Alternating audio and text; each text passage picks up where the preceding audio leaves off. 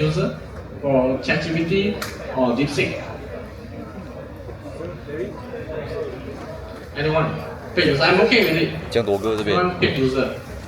You pay for ChatGPT or you pay for DeepSeek for the service? No. Jenchen? Jenchen. You're also using free version. Free, okay.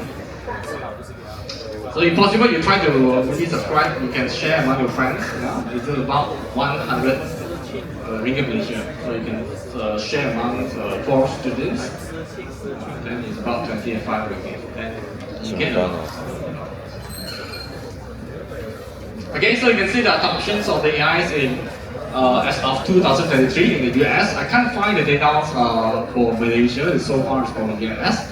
So it's been widely used in the marketing, advertisements, to generate new content, technology, even teaching also quite a lot. Maybe generate a slide from the text. Okay, and then this is also the statistics, surveying how people use the generative so-called AIs for different purposes. Answer questioning, for example, the ChatGPT, DeepSeek, that's quite a lot. Generate photos, 37. Yeah. Okay, and then this is also a statistic showing the fastest growing job and the fastest declining job. So you have to think properly nowadays. So everything can be replaced by generative AIs. So if you want to go for the jobs that can be replaced by the AI, then you have to think twice.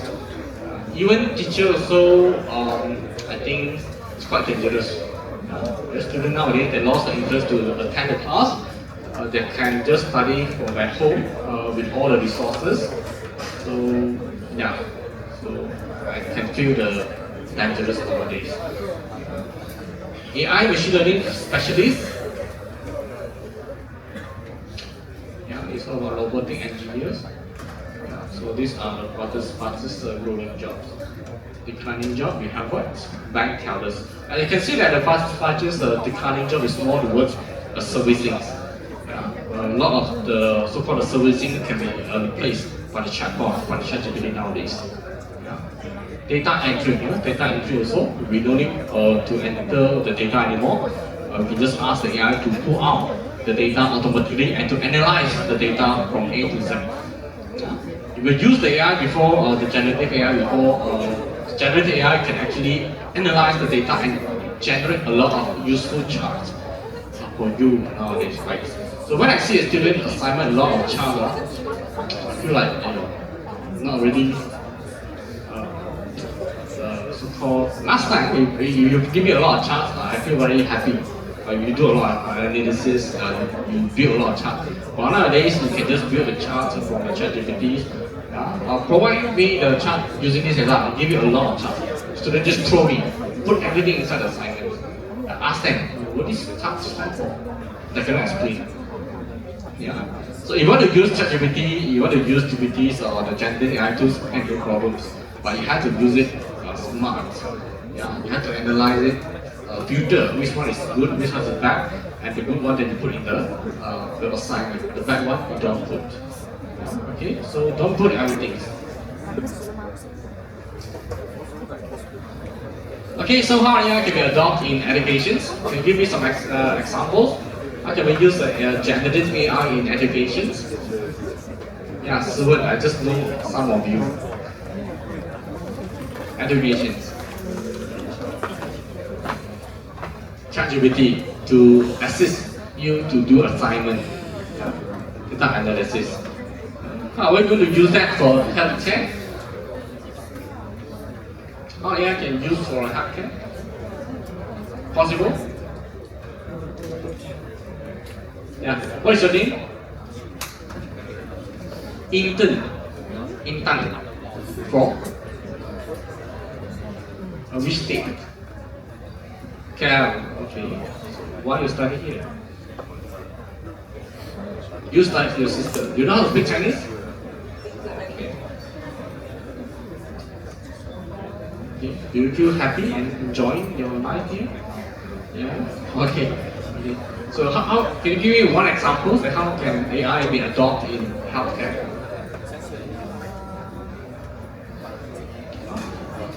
Surgery. How? You use AI to do surgery? Robot. Yeah, very good. Yeah, nowadays we have that kind of technology, but not yet matured. But I have seen some of the minor surgeries that are using robotics, but the majors no. But I've read one articles before they say that they are trying to implement the robotic in the big surgery nowadays. They are still doing research, implementing this kind of technology. Well done. We can actually use the image processing of computer visions to scan maybe your human brain to detect whether there is a tumor inside the pictures, or that is possible as well. So so this is one of the famous questions. Means that how can you apply AI in what part of field? So this is one of the famous questions, right, in the midterm or in the final. Okay, so come back to here. So what is meant by AI? AI stands for two words: artifice and also intelligence. So what is meant by artifice? It means it's a clever or cunning device that used to trick or deceive others. That this device has the intelligence. Okay, so what's the meanings by the intelligence? Intelligence means that you are able to think, analyze, and make decisions. Yeah? So overall, what is meant by artificial intelligence is a device that is able to trick the others that it can behave like a human. Why? Because humans is able to think, interpret, analyze, and make decisions. Can you say the chat is artificial intelligence application? No, because it is not able to behave like a human, and it is not able to think or do something that human can do. Right? How about smartphone? Smartphone definitely yes, because it can do a lot of human tasks. Okay? So this is the definition. So you can just refer to the definition given by the John McCarthy. So John McCarthy is also known as the father of AI. He is the first person who coins the terms artificial intelligence in one of the conference known as the Dartmouth Conference in 1956. So he is the first one who come up with the idea of artificial intelligence. And he is also the first fellow to develop the LISP programming, LISP. So this LISP programming is the programming to develop AI applications. So he is the first guy. So that's why people call him as the father of AI. Yeah? And this is the definition given by the John McCarthy. So what is meant by AI? So it's making a machine to behave in a way that you would call intelligence if the human was so behaving. In short, if any application is able to behave just like a human, then we can so call it artificial intelligence. For example, the chatbot. Right? The chatbot is able to chat, behave like a human, is able to speak. Yes, Siri. And you can eat no problem. You can eat no problem. There's not inside our rules. The only rule is don't make noise like pasar lagi. That's the thing. You can eat, you can dance, whatever. Later on, this artificial intelligence has been recategorized. Yeah, recategorized into 4 different categories. Proposed by these two fellows, Professor Marshall and also the people Norwich is the former directors of the research at Google. So they were categorized into 4 different categories known as the system act like a human, act rationally, think like a human, think rationally. Yeah, we have 4 types of AI proposed by these two fellows, Marshall and Norwich. We will go through one by one. Okay, the first one is the machine that act like humans. Yeah, as long as the application is able to reflect human characteristics or the human conditions, then we can group them as a system that act like human. For example, chatbot that mimic human speaking. Robot, they mimic the humans. They mimic the humans that are able to move left or right. Okay. Alright, so this is humanoid robots.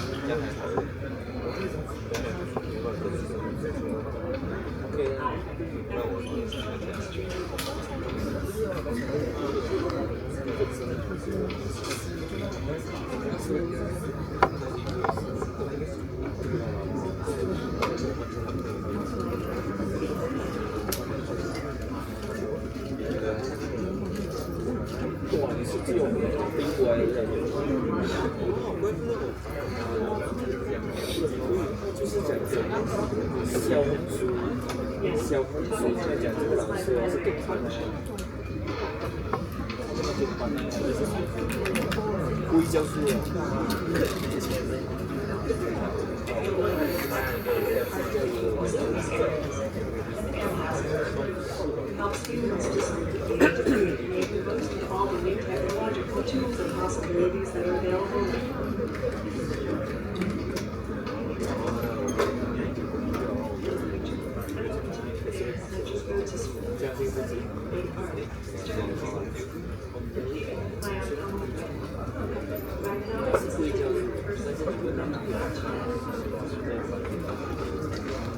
Do you want to destroy humans?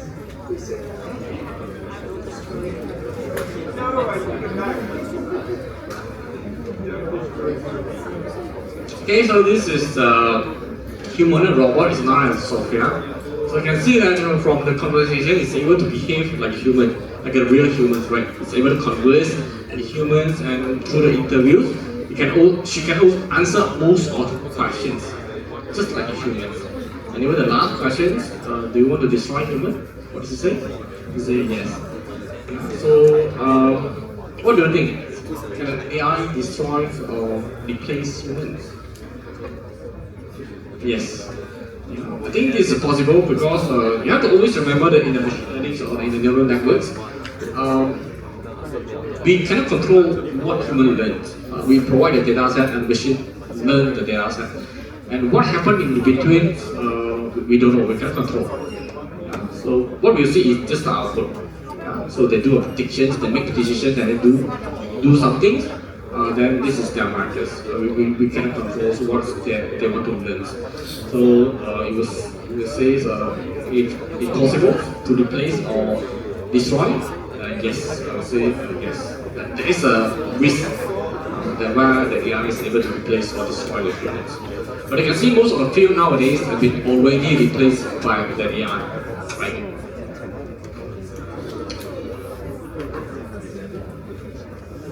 Okay, and then this is another group of the AI, is the things like the humans. So the machine thinks like a humans is where it's able to solve a problem by things, reason, and remembering.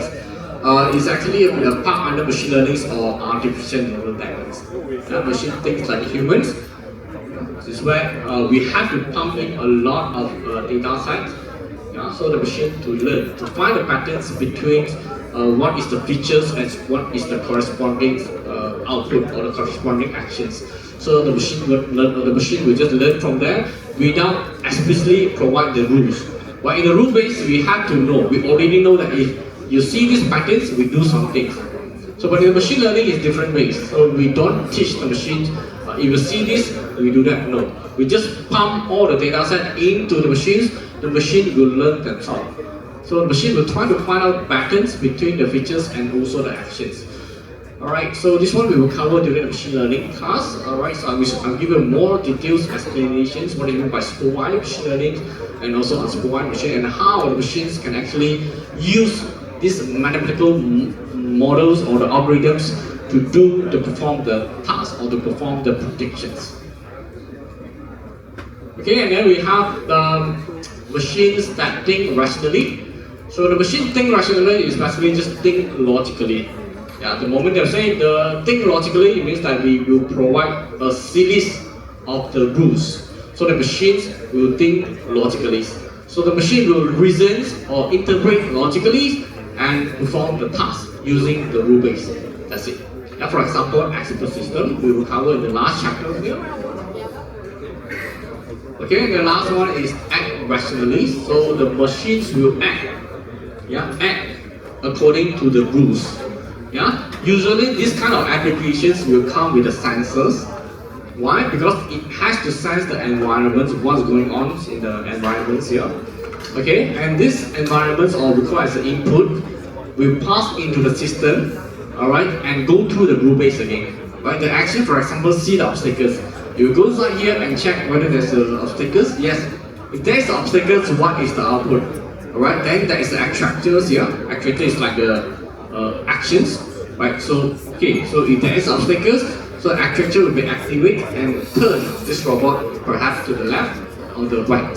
So one of the example is the autonomous car or the vacuum robots. Yeah, vacuum robot will sense that if there is obstacles, yes, then you will go to the rule base and move either to the left or the right accordingly.